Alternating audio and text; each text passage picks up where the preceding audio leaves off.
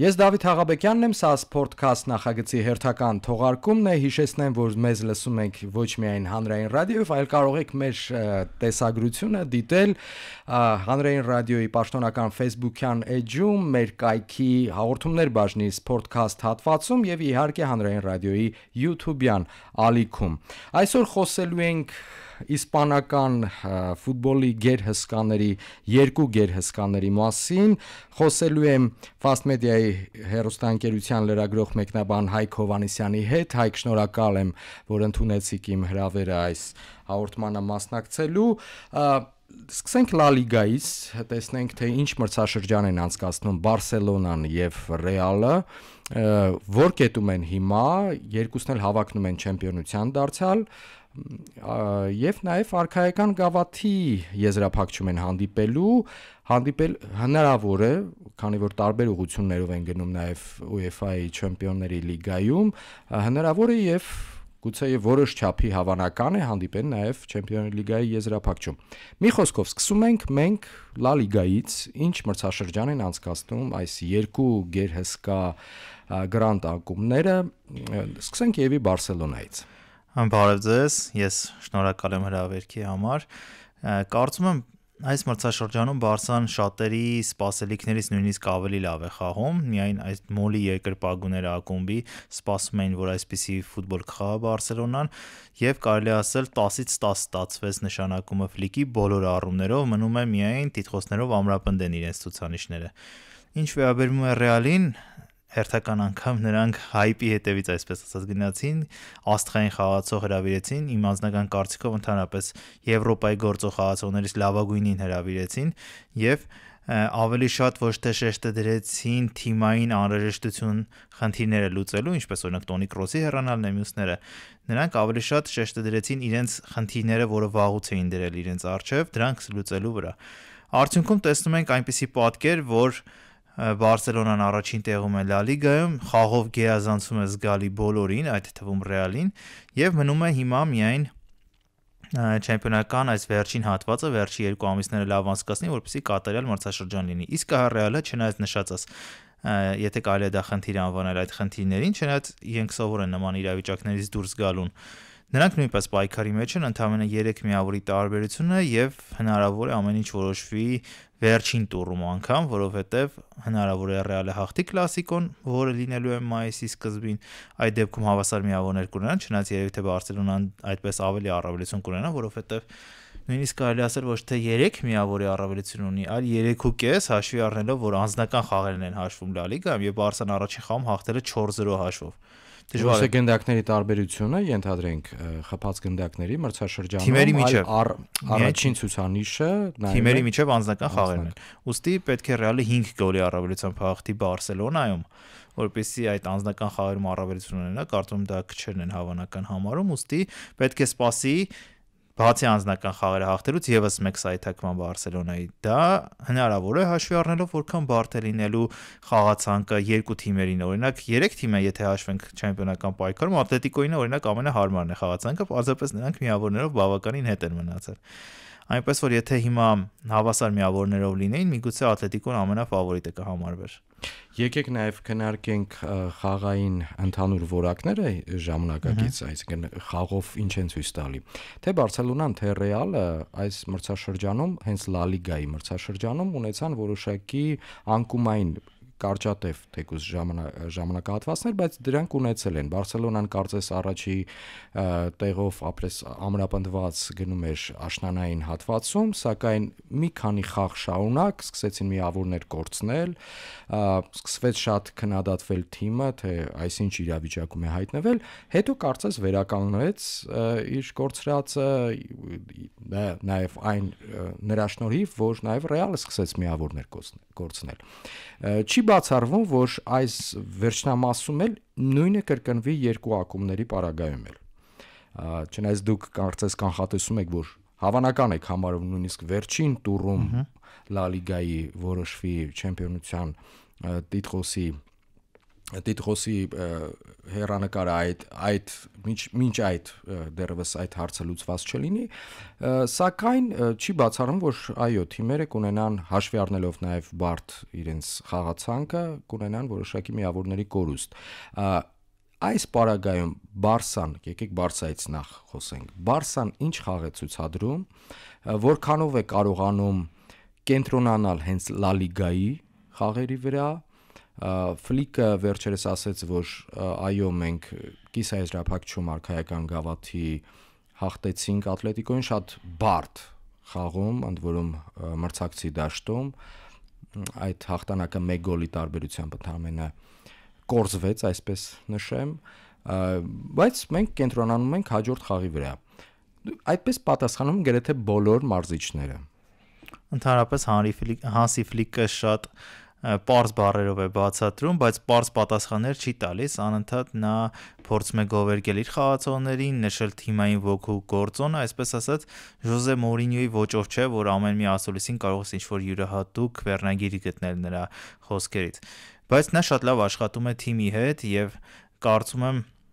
այն սկզբի հատվածը, որը Բարսան ունեցավ, ինչպես նշեցիք դուք, եւ թիմը առաջ էր փոխվել միավորներով, կլասիկոն հաղթեց 4-0, շատ կանխատեսելի հաղթանակերի դեպ այդ կլասիկոն միջև այդ էլ ես առնվազն 4 գոլ սպասում եմ, որ Բարսելոնան կխփի, ասում եմ կամ 4-0 կամ 4-3, կախված է թե Ռեալի հարցակում ինչպես կա, բայց որ հաղթելու է Բարսելոնան, ակնհայտ այնպիսի մարզավիճակում էր գտնվում եւ այնպիսի մարզավիճակում է Ռեալը։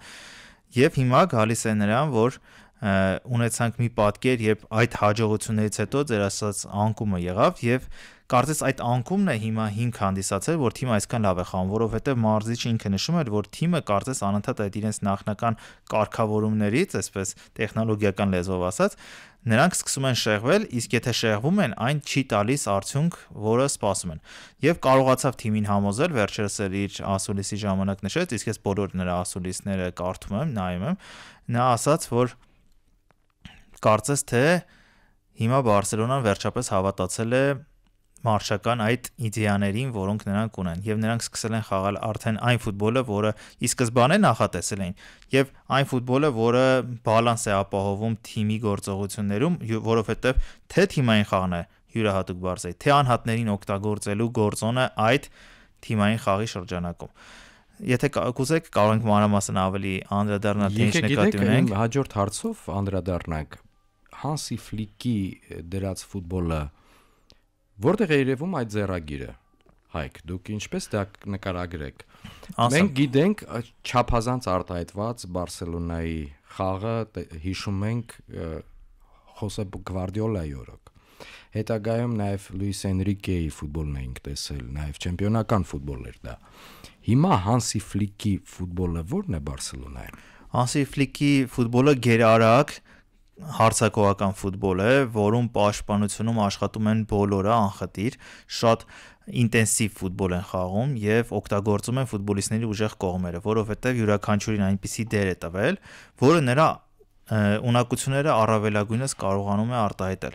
Օրինակ Չավին միջև այդ մարզիչն էր Բարսելոնայի եւ դժվար է ավելի կատարյալ համապատասխանող մարդ Բարսելոնային գտնել, քան Գվարդիոլան, հետո օրինակ ինչպես Չավին, որովհետեւ նա մարմնացումն է բարսելոնայական ֆուտբոլի եւ եղել է գլխավոր ուղեղը այդ ֆուտբոլի։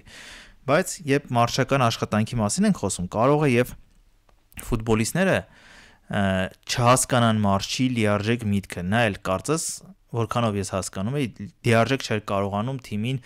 մոտիվացնել, որ այդ ֆուտբոլն է ամենաճիշտը։ Օրինակ կարող է ֆուտբոլիստը գալ Բարսելոնա, բայց նա միևնույն է մի փոքր այլ ոճի լինել։ Եվ ժամանակը ցույց տվեց, որ Հանսի Ֆլիկը գալով Բարսելոնա կարողացավ այն լրացուցիչ ուժեղ կողմերը բացահայտել ֆուտբոլիստները, որոնք նույնիսկ Չավին չէր կարողանում, չնայած նրա ներդրումը այս հաղթանակում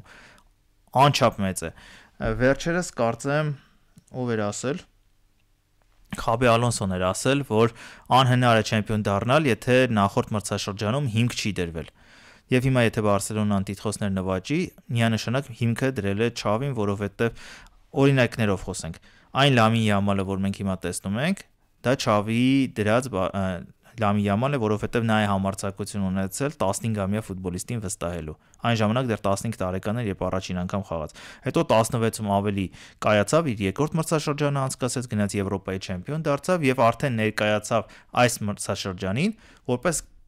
գրեթե կայացած ֆուտբոլիստ։ Ունակություններով դեռ շատ ունի աճելու, բայց դեռ իր ունակությունները զարգացնելու տեսանկյունից այն ինչ մենք հիմա տեսնում ենք այս պահին, դա արդեն աշխարհի լավագույն ֆուտբոլիստներից մեկն է եւ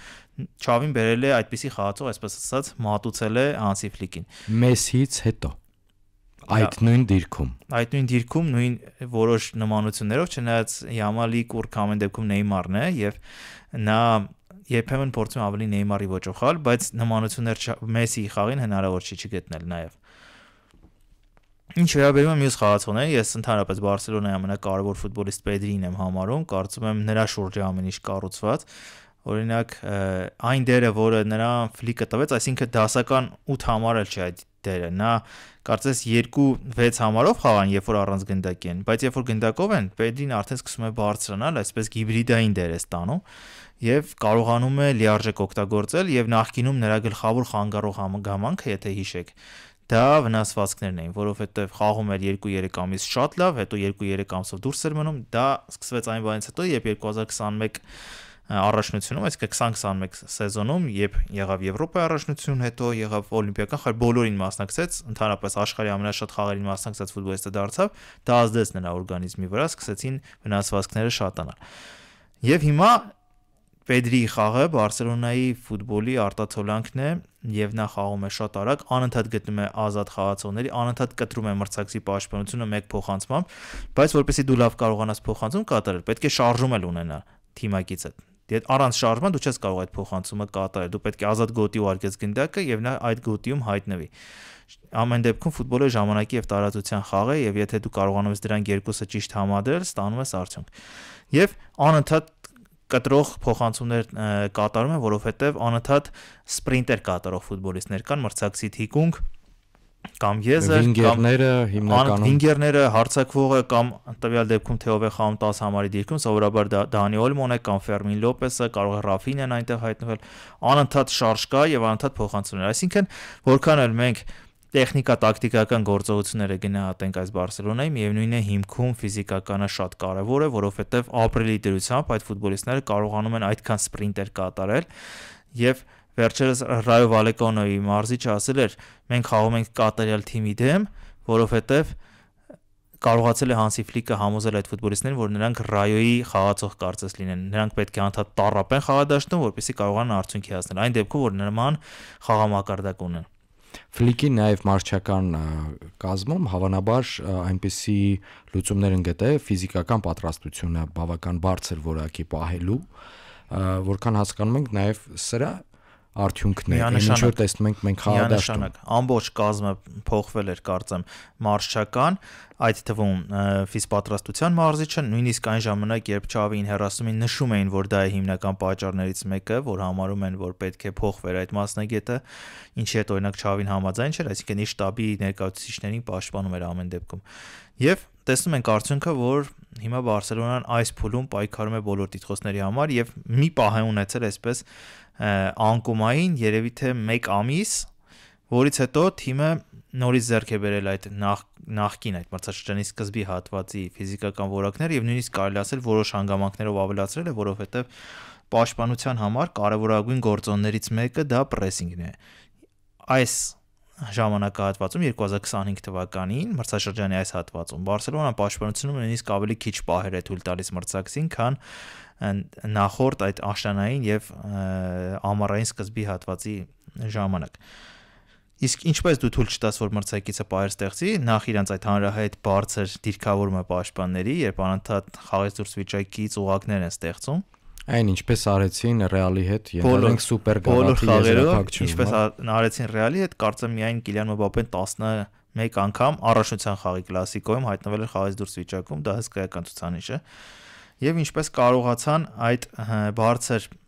դիրքավորումը պաշտպանների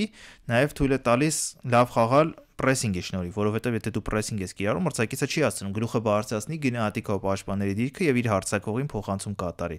Եթե տեսնեի հարձակվող խաղից դուրս վիճակում եք, մի փոքր էլ կսպասի, հետո նոր փոխանցումը կտա։ Իսկ պրեսինգը դա միանգամից բացառում է կամ կկորցնես գնդակը կամ պետք է ինչ-որ մի բան անես առաջ, դրա համար հայտնում են։ Այսինքն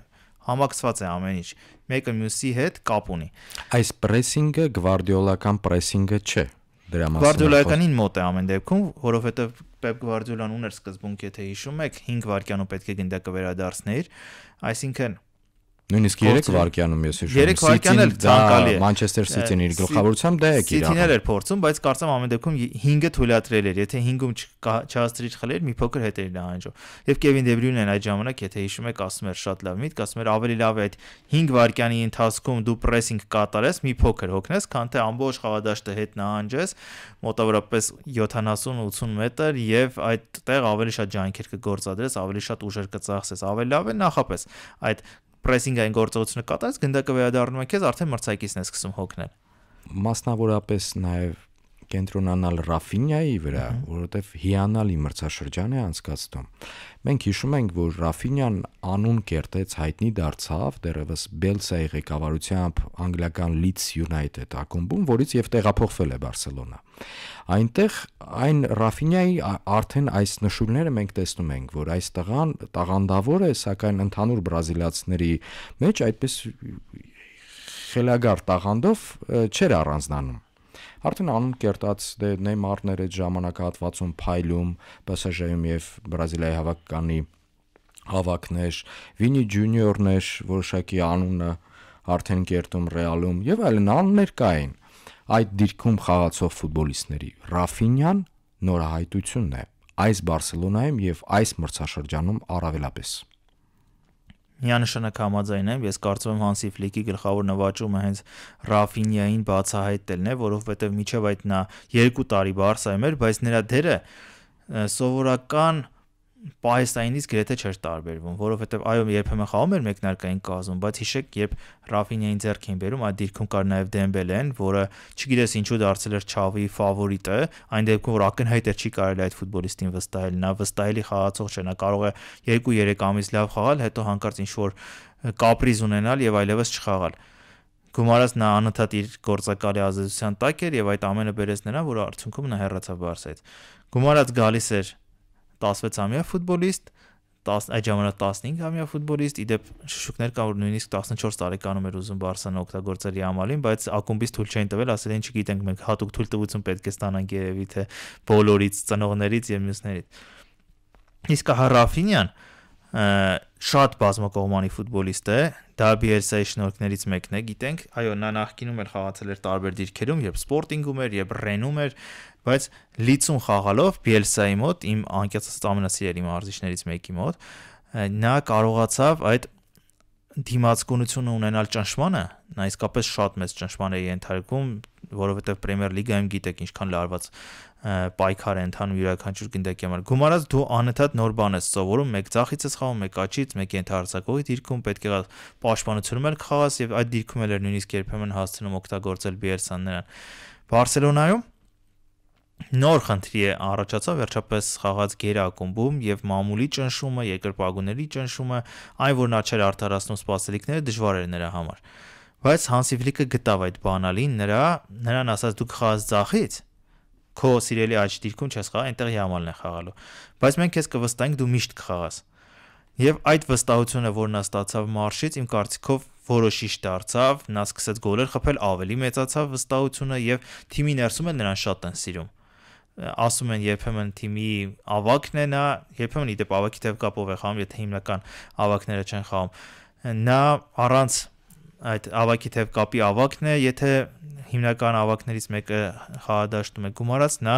բոլորի սիրելին է, բոլորը տեսնում են թե ինչ դժվարությունների միջով է անցել, անընդհատ աշխատում է թիմի համար, առանց գնդակի յուրաքանչյուր մետրի համար վազում է, եթե նկատել եք վերջի րոպեներին հենց նա է դառնում իրականում Բարսելոնայի կենտրոնական հարձակվողը, որովհետև անընդհատ սպրինտեր է կատարում, փոխանցում ես կատարում, նա վազում է, փախնում է, խփում է, այդպես խփեց Կլասիկոյում գոլը, այդպես խփեց Բավարիային, մյուսներին 5-4-ը Բենֆիկայի հետ հիշենք, 5-4-ը Բենֆիկայի իհարկե միանշանակ շատ տպավորիչ գոլ խփեց եւ Ֆերրան Տորեսը այն ժամանակ փոխանցում կատարեց։ Այնպես որ Ռաֆինյան իսկապես գնում է ոսկե գնդակի, որքան էլ ես համարում եմ, որ Պեդրին է Բարսայի լավագույն ֆուտբոլիստը,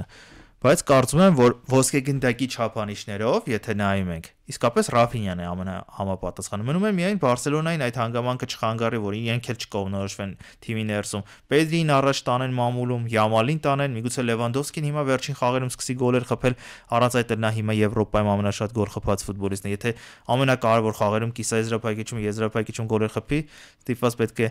նրան առաջնորդեն։ Բայց Ռաֆինյան եթե այսպես շարունակի, ես կցանկանամ նրան տեսնել ոսկե գնդակը ձեռքին։ Մենք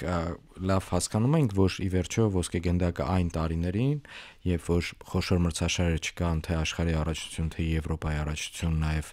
ենթադրենք մայրցամաքային առաջնություն Ամերիկայում, ի վերջո ակումբային ֆուտբոլի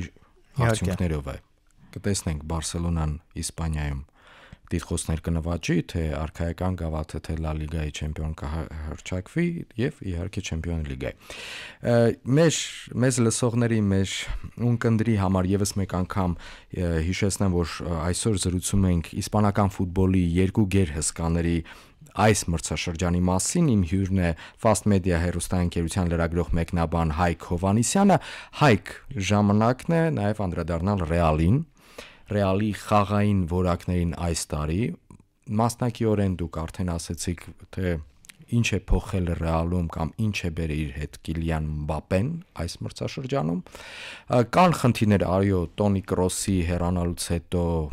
կիսապաշտպանական գծում, կան խնդիրներ, լինում են եւ տեսնում ենք դա, խնդիրներ լինում են նաեւ պաշտպանական գծում, Ռեալի երկրպագուների համար ցավալի միավորների կորուստներ են լինում այդպես միջակ կամ նույնիսկ թույլ մրցակիցների հետ Լա Լիգայում, այստեղ նաեւ շատ կարևոր մի հանգամանք կա, որքանով է Ռեալը կարողանում ենթադրենք կենտրոնանալ Լա Լիգայի հերթական տուրի վրա։ Մենք տեսնում ենք Չեմպիոնս Լիգայում եւ տեսել ենք տասնամյակներ շարունակ Ռեալը ինչպիսի արդյունքներ է ցուցաբերում եւ ինչպես է կենտրոնանում այդ նամանավանդ փլեյօֆի վրա Չեմպիոնների Լիգայի, բայց Լա Լիգայում դա կարծես այս տարի որոշակիորեն այսպես փոփոխություններով, ինչ որ որոշակի թերացումներով է խաղը Ռեալի։ Միավորների կորուստներ տարբեր ակումբների հետ, ոչ հիմնական մրցակիցների, հիմնականների հետ մենք տեսել ենք, բայց այն միավորները, որոնք իրենք պետք է վաստակեն, այդպես նույնիսկ խաղից առաջ բոլորը տալցեն 3 միավորը Ռեալինն է հաստատ, բայց չեն վաստակում։ Ինչն է խնդիրը եւ որոնք են նաեւ առավելությունները այս կազմի։ Այս կազմի առավելությունը առաջին հերթին անհատական ֆուտբոլիստների որակներն է, ես կարծում եմ նրանք առանց այդ լավ խաղացողներ ունեն, իսկ հետո ինչպես նշեցի բերեցին ընդհանրապես լավագույն ֆուտբոլիստին, իդեմս Կիլիան Մբապեի, այնպես որ որակի հարցում ներդրումներ այսպես ասած արել է արդեն Ռեալը։ Հիմա պետք է արդեն գտնի կամ ճիշտ մարզչի կամ մարզիչը կարողանա իր մեջ կարողանա այնպես անել, որ նրանք կարողանան բացահայտել իրենց ունակությունները։ Օրինակ Բարսելոնան նշանակեց այնպիսի մարզչի, որը եկել էր ֆուտբոլիստների ունակությունները բացահայտելու։ Հայկ, այստեղ ներեցեք ձեզ ընդհատեմ, բայց ճիշտ մարզիչ ասելով ում նկատի ունեք Անչելոտի պարագայում նույնիսկ վիրավորական է Ռեալի երկրպագուի համար։ Ասեմ, Անչելոտին համարվում է ամենալավ կոմունիկացիոն մարզիչներից մեկը աշխարհում, եթե ոչ ամենալավը, որը կարող է լեզու գտնել բոլոր աստղերի հետ, բայց լեզու գտնելը նաև համոզել է ենթադրում, որ դու կարողանաս նրանց համոզել, օրինակ առանց գնդակի խաղալ ակտիվ պրեսինգ։ Իսկ մենք մրցաշրջանի տարբեր հատվածներում տեսել ենք, որ այդպիսի բան չի լինում։ Լինում է, երբեմն չի լինում։ Օրինակ շատ կարևոր խաղ է, հանկարծ կարող են խաղալ իրենց սիրելի խաղը, որում շեշտադրումը հարձակման վրա։ Օրինակ շատ եղել են հանդիպումներ, որոնցում Մբապեն, Վինիսիուսը կտրված լինեն ընդհանուր թիմի պաշտպանողական գործողություններից։ Եվ մրցակիցը փորձում է դա օգտագործել, երբեմն ստացվում է։ Բավականին երբեմն հեշտ է ստացվում գոլային պաս ստեղծել Ռեալի դեմ հանդիպումներում, ուստի այդ բացը պետք է լրացնել։ Այս պայդրությամբ Անչելոտին կարծում եմ դեռ չի լուծել այդ խնդիրը, որովհետև յուրաքանչյուր խաղ, որ մենք նայում ենք Ռեալի, տեսնում ենք մրցակիցը շատ պահեր է ստեղծում, հատկապես եթե սովորականից մի քիչ բարձր մակարդակի թիմ է, ինչպես օրինակ Real Sociedad-ը վերջերս արեց գավաթային մրցավեճում 4 գոլ խփելով Բեռնաբեում, եւ բավականին հեշտությամբ էր դա անում։ 1-2 փոխանցում եւ անցնում։ Ես կարծում եմ, որ Ռեալին հարկավոր է այդ խնդիրը լուծել։ Դեռ մեկ ֆուտբոլիստ որ լիներ, որ մի քիչ կտրված լիներ պաշտպանությունից, դեռ օքեյ էր, բայց եթե երկուսն են, դա լուրջ խնդիրներ է ստեղծում։ Այդ ամենը դեռ տանելի կլիներ, եթե նրանք կարողանային հարձակման մեջ այդ ամենը փոխհատուցել, չգիտեմ, մրցակցին թողեցին 1 գոլ, նրանք խփեցին 2-ը, այսպես հին բրազիլիական ավանդույթների համաձայն լիներ։ Բայց դա չի լինում, չէ՞, մենք տեսնում ենք, որ դեռ ամբողջությամբ այդ կապերը չեն աշխատում, դեռ միմյանց լիարժեք չեն զգում, երբեմն ստացվում է, երբեմն ոչ, այնպես որ կամ պետք է նոր մարզիչ բերեն, կամ պետք է տեղ բացեն այն խաղացողների համար, որոնք պատրաստ են այդ աշխատանքը կատարել։ Ես օրինակ գտնում եմ, որ ամեն դեպքում հիերարխիայի գործոնը կա Ռեալի կազմում, ինչպիսին է օրինակ այն, որ եթե դու Բրահիմ Դիասն ես, որքան է լավ խաղաս, միևնույնն է քեզ մեկնարկային կազմում ամենակարևոր պահին չեն ընդգրկելու, եթե բոլորը առողջ են։ Եթե դու, չգիտեմ, Ռոդրիգոն ես, քո խաղը ձախ եզրում արտակարգ է ստացվում, եթե Վինիսիուսը վնասվածք ունի, եթե նա առողջացավ, միևնույնն է քեզ ասելու են ազատիր այս դիրքը։ Այդ առումով ես կարծում եմ մի քանի որոշումից է կախված, որպեսզի Ռեալը դառնա այն մակարդակի թիմ, որի կազմը թույլ է տալի դա անել։ Մենք պետք է նաև դարձյալ հաշվի առնենք, որ Ռեալը այն ակումբն է, որը գեշ արդյունավետ մարքեթինգ է իրականացնում տասնամյակներ շարունակ, նամանավանդ Ֆլորենտինո Պերեսի օրոք, եւ եթե չափազանց թանկարժեք տրանսֆերով ֆուտբոլիստ է գալիս ակումբ, նա պետք է միշտ խաղա, նրան պետք է միշտ հնարավորություն տա։ Դե աստղերի է։ Հիմա նաև որքան հասկանում եմ, Պերեսը հավաքում է նոր գալակտիկոս։ Այդպես նաև կարելի ասել։ Իհարկե դեռևս այդ չափանիշներին ակումբը չի ասեն, ինչ որ ենթադրենք 2000-ականների սկզբին էր Զիդանով, Բեքհեմով, Ֆիգույով եւ Ռոնալդոյով բրազիլացի։ Էլ չասեմ մնացածը Ռաուլը կար դեռևս, նաև պաշտպանական գծում լեգենդներն էին իսպանացի։ Հիմա ակումբը որ ուղղությամբ է գնում այստեղ։ Այս բանի նման է, որ այդ ուղղությամբ է գնում, բայց օրինակ ես այդ գալակտիկոսը եւ մյուսները հնարավորություններ կունենան այլևս չեն ունենա, կարծում եմ, որովհետեւ մեկ անգամ մենք նախ տեսել ենք, որ գալակտիկոսը մարքեթինգային հաջողություն է միայն եղել։ Արդյունքների առումով առանձնապես այդքան չի եղել, նրանք սկսել էին հատկապես վերջի հատվածում, երբ որքան ավելի էին շատանում աստղերը, այնքան ավելի վատանում էին արդյունքները, որովհետև Գալակտիկոսի սկիզբը Լուիշ Ֆիգուն էր, նրա տրանսֆերով 2001-ին, 2002-ին եկավ Զիդանը, 2003-ին Բեքհեմը, 2004-ին Օվենը, 2005-ին Ռոբինյոն, 2006-ին Կանավարոն եւ այսպես շարունակ գումարած իրենց աստղերին, ինչպես նշեցիք, Ռոբերտո Կարլոսը կար, Ռաուլը կար, Կասիլիասը կար, մյուսները կային։ Եվ նրանք որքան շատացնում էին աստղերի թիվը, այնքան արդյունքները ավելի վատ էին դառնում։ Հիմա այս նոր քաղաքականությամբ, երբ նրանք նախ նշենք, որ բերում էին բրազիլացի երիտասարդ տաղանդներ կամ աշխարհի տարբեր հատվածներից երիտասարդ տաղանդներ, հիմա էլ շարունակում է այն ակտուալ լինել, օրինակ վերջին տրանսֆերներից էր Էնդրիկը, Արդա Գյուլերը եւ մյուսները, բայց չի նկատվում, որ այդպեսի միտում կա նույնը շարունակելու։ Հիմա մյուս տրանսֆերը լինելու է Տրենտ Ալեքսանդր-Արնոլդը։ Ես կարծում եմ աշխարհի լավագույն աջ պաշտպանն է, հատկապես հարձակման գծում ընդհանրապես վիրտուոզ է։ Շատ ակումբներ կերազեն, ես էլ կերազեի իմ սիրելի թիմում խաղար Տրենտ Ալեքսանդր-Արնոլդը։ Եւ եթե նա գալիս է Մադրիդի Ռեալ, իսկ բոլոր ինսայդերները դա արդեն հաստատել են, ապա ստացվում է, որ նրանք եւս մեկ հարձակմանը միտված խաղացող են բերում։ Խաղացող, որը իրեությամբ նույնիսկ կիսապաշտպան է կամ պաշտպան։ Եվ ով է փակելու այդ գոտիները, երբ մրցակիցը գնդակով լինի, դժվար է ասել, այսինքն նրանք հույս ունեն նորից, որ իրենց ֆուտբոլիստների անհատական որակները թույլ կտան հաղթել, բայց պատմությունը մեկ անգամ ցույց է տվել, որ այդպես չի լինելու։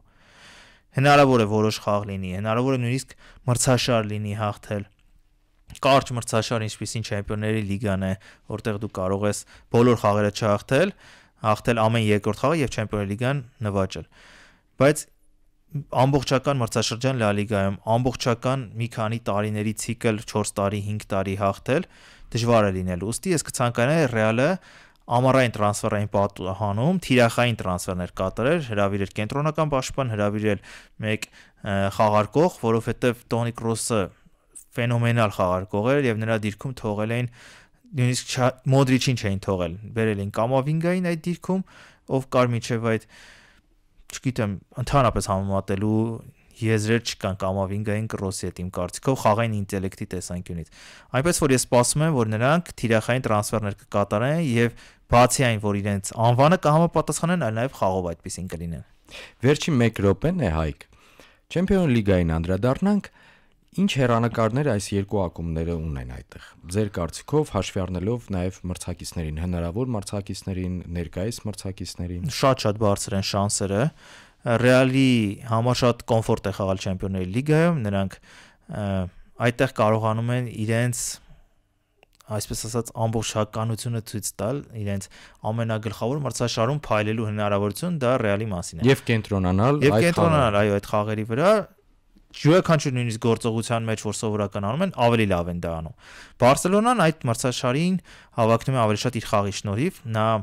5 անգամ է հաղթել մրցաշարը, բոլոր անգամ ոսկե դուբլերով, այսինքն նա իսկապես բոլորից ուժեղ է եղել, այսինքն նաև Լա Լիգան էլ է հաղթել, մի քանի անգամ նույնիսկ տրեբլեր է նվաճել։ Այնպես որ ահա հիմնական տարբերակներն նրանց հաղթերը, որ Բարսան կգերազանցի խաղով բոլորին, եթե կգերազանցի, եւ Ռեալը, որ կկարողանա իր ամենակարևոր պահին իր լավագույն որակները ցույց տալ։ Բայց մրցակիցներն էլ ասեմ, որ բավականին ուժեղ են, օրինակ Բարսելոնան, եթե հայտնվի Ինտերի դեմ, ես սպասում եմ, որ ամենևին ֆավորիտ չի լինելու, որովհետև Ինտերը փորձառու ֆուտբոլիստներով է կազմված, գումարած այնտեղ հատկապես կենտրոնում մի հատ ֆուտբոլիստ է խաղում, որ կկարողանա փակել Պեդրին, եւ փորձի շնորհիվ ես սպասում եմ, որ Ինտերը ավելի շատ ֆավորիտ կլինի։ Ինչ վերաբերվում է Ռեալին, ապա եթե հաղթեն երեք խաղյա դիմակայությունում Արսենալին, որը նույնպես հեշտ չի լինելու, ապա հետո հնարավոր է լինի PSG-ն, հնարավոր է լինի Աստոն Վիլան իր մանրակրկիտ ամեն ինչ հետազոտող մարշչով իդեմս Ունայի Էմերի, այնպես որ չգիտեմ, շատ բարդ է լինելու, բայց նրանք լինելու են ֆավորիտ ինչպես միշտ։ Վերջապես կարող ենք տեսնել եզրափակիչ Բարսա Ռեալ, որը երբեք չի եղել Չեմպիոնների լիգայում։ Շնորհակալ եմ Հայկ այս հրավերը ընդունելու եւ հետաքրքիր զրույցի համար։ Եվս մեկ անգամ հիշեցնեմ, որ իմ հյուրն էր Fast Media հեռուստաընկերության լրագրող մեկնաբան Հայկ Հովհաննիսյանը։ Դուք լսում եք Sportcast նախագծի հերթական թողարկումը, հիշեցնեմ, որ տեսագրությունն այս հաղորդման կարող եք դիտել մեր Facebook-յան էջում, մեր YouTube-յան ալիքում, նաև մեր պաշտոնական կայքի, հանրային ռադիոյի պաշտոնական կայքի հաղորդումներ բաժնի Sportcast հատվածում։ Ես Դավիթ Հաղաբեկյանն եմ, առայժմ։